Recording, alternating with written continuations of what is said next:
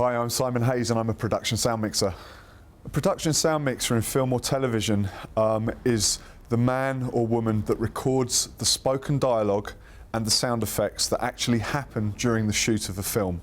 So it's my responsibility to make sure that the actors' voices are recorded as cleanly as possible, with as little background noise as possible, and any sound effects that are incidental while we're shooting are also recorded, so that afterwards the sound design team can add my clean dialogue recordings and my sound effects recordings to more produced sound effects recordings and music to create the final soundtrack.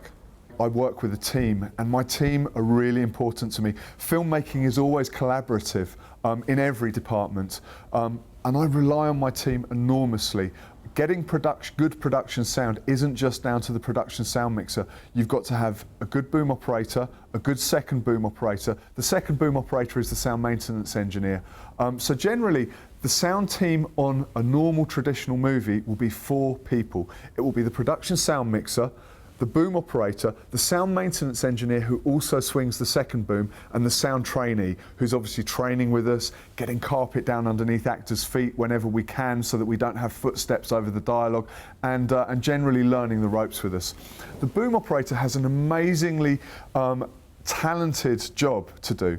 He needs to learn the dialogue as if he's an actor, because the boom needs to swing between the dialogue. If you've got different actors on set talking to each other, the boom needs to be moving between them. It can't just stay in the middle, because of course we're using a directional mic to try and cancel out the background noise that we don't want to pick up. So if the boom isn't pointing exactly at the actor's mouth, the actor's going to sound wide. I'm going to have to bring the gain up, and the background noise is going to come up.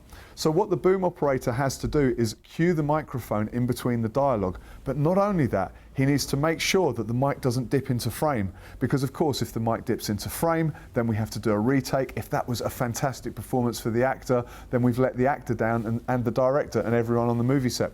So the boom operator needs to know his lens sizes. He needs to know exactly how close he can get to the edge of frame, because the closer he is to the edge of frame, the less gain or volume I have to use.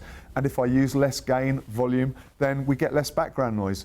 If we get less background noise and cleaner dialogue, it means that the performance sounds better in the cinema, but also it means that the sound design team in the dub afterwards have an opportunity to bring up the sound effects and bring up the music more, because they've got better, cleaner dialogue to work with. So everyone benefits from having clean dialogue.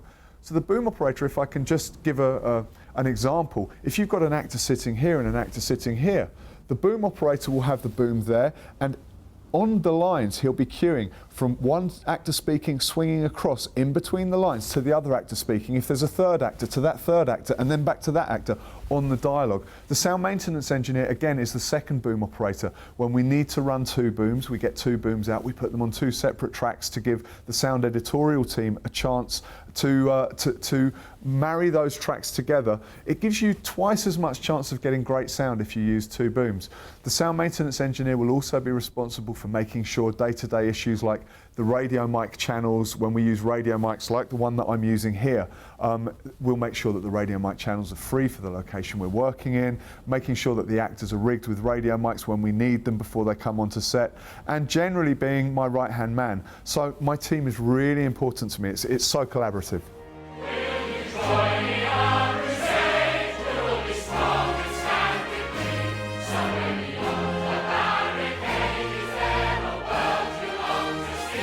Les Misérables was an incredibly challenging process because it was unique in many ways. Tom's vision of Les Misérables is a completely sung-through musical. So not only is it a live sound recording, but also there's no dialogue. When you think about the traditional musical format for filmmaking, you have a song and dance routine, which the actors mime to. Then you have a group of dialogue scenes that tell a story. And then you go back into another song and dance routine. So the song and dance routines are broken up with live dialogue scenes where you have spoken dialogue storytelling. Les Misérables, of course, is sung from start to finish. So Tom rightly made a decision that he couldn't have the actors miming for 2.5 hours. I just don't think there would have been a connection with the audience. So what was incredible about his vision was that he wanted to give the actors the opportunity to sing live. But that's not the whole story. What was really exciting was he didn't want them locked to tempo. Of course, even if you have actors sing live, if you're playing them back into a hidden earpiece, a pre-recorded piece of music, it doesn't matter that they're singing live, they still have to stick to tempo. If they want to pause for a moment and have a think about an emotive issue in their performance, if they want to have a moment to cry because a scene's sad, or even if they want to take a moment to walk across a room before they sing their next line, if they're tied to a pre-recorded tempo from a pre-recorded piece of music, they can't do that. Where Tom's vision was extremely exciting and unique was that not only did he want them singing live, but he wanted them to be able to set the tempo. So there was no pre-recorded music at all. What we did was we had a pianist, and the pianist played into the earpieces, but the pianist was asked by Tom to never ever lead the actors. The pianist was in a soundproof box off the edge of the set, and she basically had a monitor for each camera. We were shooting 3 cameras, and she would watch the performance, and she would take her cue from the actors, so that basically what would happen was the acting took precedent over the tempo of the music. I dreamed a dream in time gone by, when hope was high and life worth living. It meant that on What Have I Done or Dreamed a Dream, it meant that Hugh and Annie had enormous scope to be emotive wherever they wanted to. Whenever they thought their character should take a pause or have a thought, they could do whatever they wanted to. As they turn your dream to shame.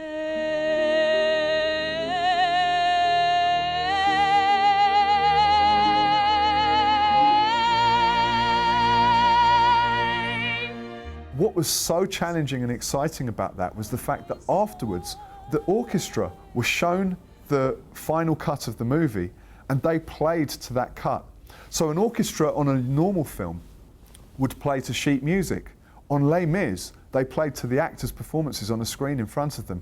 And I'm sure that that has a huge, huge effect on just how emotive and the connection that the audiences felt with those performances. That in turn gave the cast a huge confidence that when they put in those hugely emotional performances, that they would be recorded well enough to be used in the final film.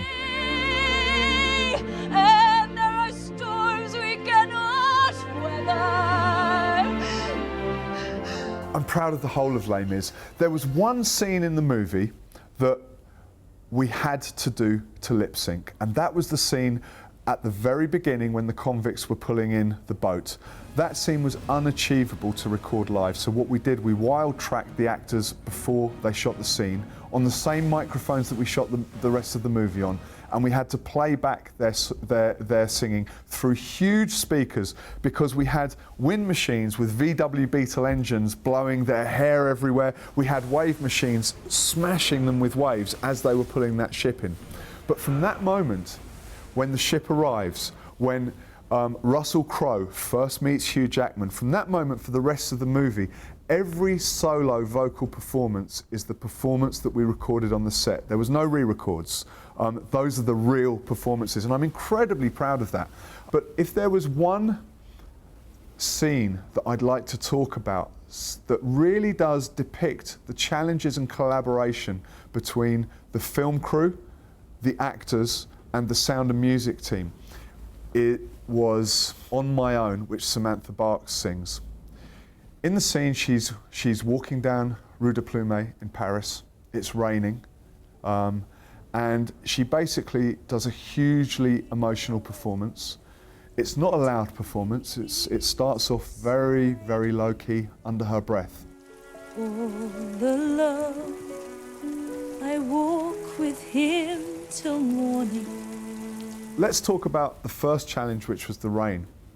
We shot that on a soundstage, which meant that we had to use false rain. It was a rain rig set up by the special effects team. The collaboration with the special effects team started with the fact that we told them that we had to have a very, very fine spray of rain, because of course the bigger the rain droplets, the more likely it is that you're going to get a big drop of rain hitting a microphone and basically waterlogging it and ruining the take. The second problem with big droplets of rain is the bigger the drop of rain, the more noise it's going to make when it hits the cobblestones that she's walking on. And let's bear in mind, we can see the whole street. You're going to hear the droplets of rain hitting the rooftop of all of the buildings around her. Every single hard surface, okay, can potentially sound like a drum when you have big drops of rain hitting it. So the first thing that we did was we adjusted the spray of the rain into an extremely fine spray. We did this with collaboration not just from the special effects department, but from Tom Hooper and Danny Cohen, his fantastic DP. Danny was looking through the camera as we were adjusting the rain before we even started rehearsing with Sam.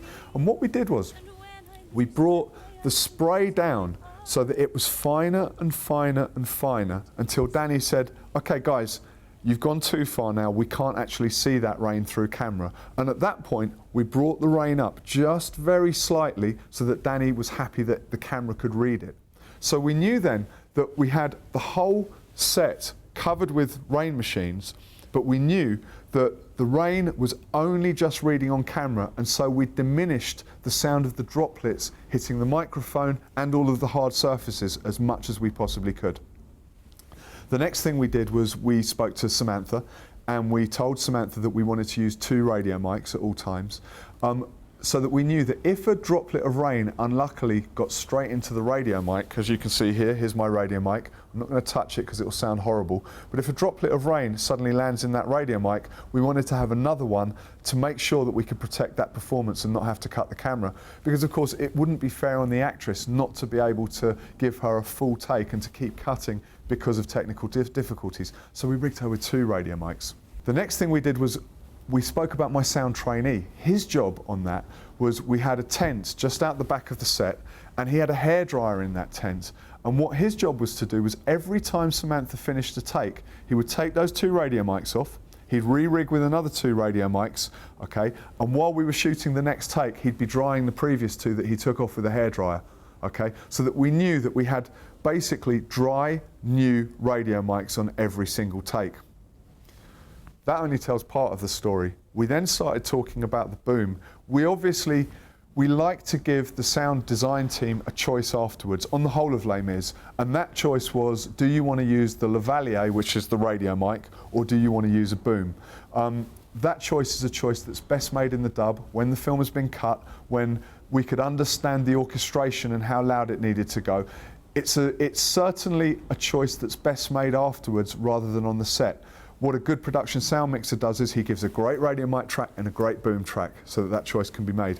So the boom we found was over Sam's head, and it's running around about, it's running there just on top of her forehead, just out of frame.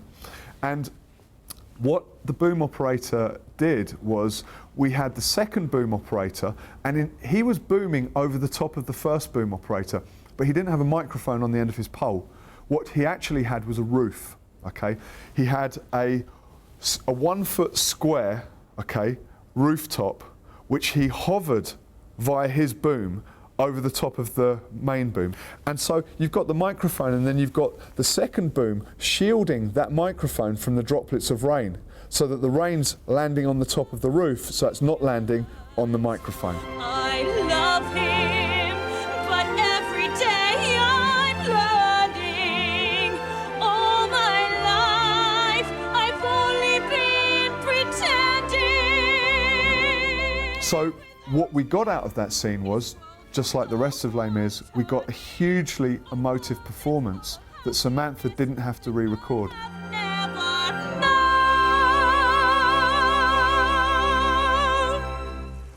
That scene, the way that you hear it in the movie, was the scene that Samantha sang on the movie set. And it was hugely inspiring to be able to capture that under those circumstances.